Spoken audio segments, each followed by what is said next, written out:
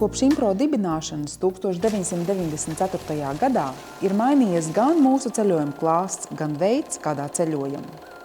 Impro nav tikai fantastiskie atraktīvie gidi. Impro ir komanda, kur katrs tās dalībnieks ir ceļojuma veiksmes atslēga.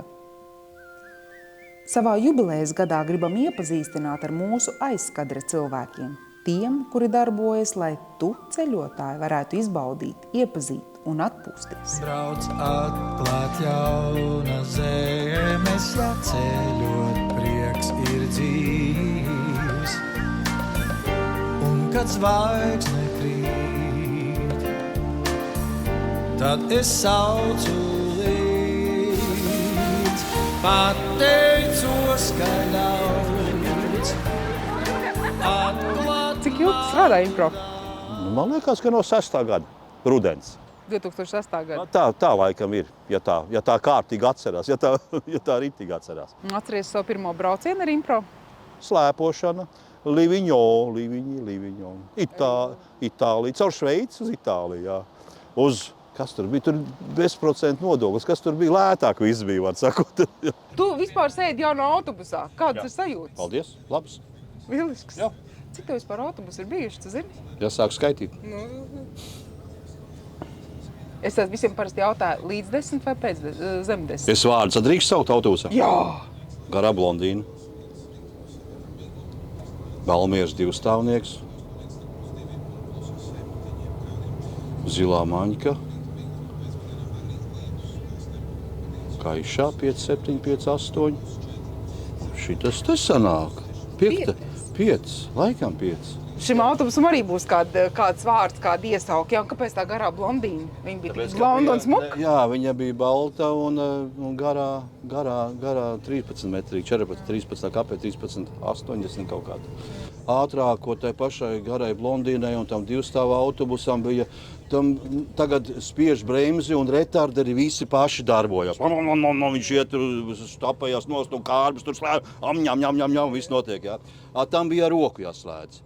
1, 2, 3, 4, tad tu slēdz ar roku un tu bremzēji, jā. Nu, tad, kad vieglā mašīnā iekāp, tad tā roka tev automātiski staipās par to, bet tā rokas bremze jau nav, protams, tad tāds. Par ko tu sapņo kļūt bērnībā? Kādu atbildi vajag? Autobusu šofers, jā? Nē! Jā, un bija arī tā, kā bija. Mēs braucām, mēs pie vecās mātes dzīvojam Plenciem tāds, jā, Jūrmala, jā. Un tad, vieglās mašīnas jau nebija. Un tad bija autobus lazi. Un man šoferīts, man tāda maza puika, viņš tāds štangas bija. Un viņš man mūžīgi autobus piebāz bija, pilns. Un tad viņš man lika priekšā tur pie sevīm piestutēja, ka, tas bija šitāda auguma, kad es biju tur.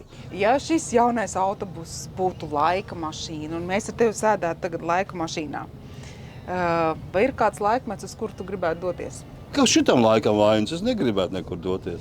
Jā, es arī saku, kas šitam laikam vainas? Jā. Te ir autobusi, ātrāk nebija autobusi. Un pēc tam būs kosmosa kuģi. Nē, šitas pats labs ir laiks. Kas ir tas neticamākais, kas ir noticis vispār kādā autobusu braucienā? Jā, ir viens variants.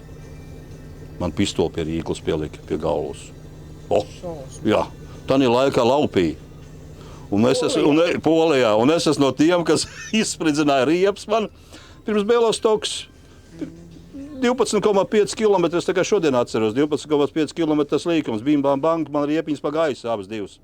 Un es apstājos, taisos pumpēt augšā un lai tie riepiņi. Viens man pa muguru klapē. Stāvaj! Jā. Viņš saka, pistoli pie galvas. Viņš saka,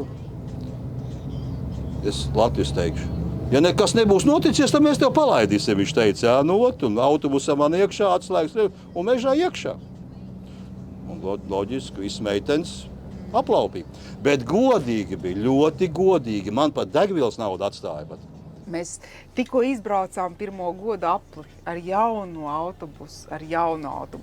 Mēs viņu iesvētījām, mēs riteņus nomazgājām, apmazgājām ar šampanieti. Jā, bija tāda lieta? Bija tāda lieta. Tagad tu pastāsti, ja šampanietis ir šķidrs, kāpēc viņu mēdz dēvēt par sausu? Tāpēc, ka tā garš tāda ir sausa. Jā, paliekās. Nepaliekās sausais? Bet ir jau saldais un ipus saldais. Kā līdzi dosies, ceļ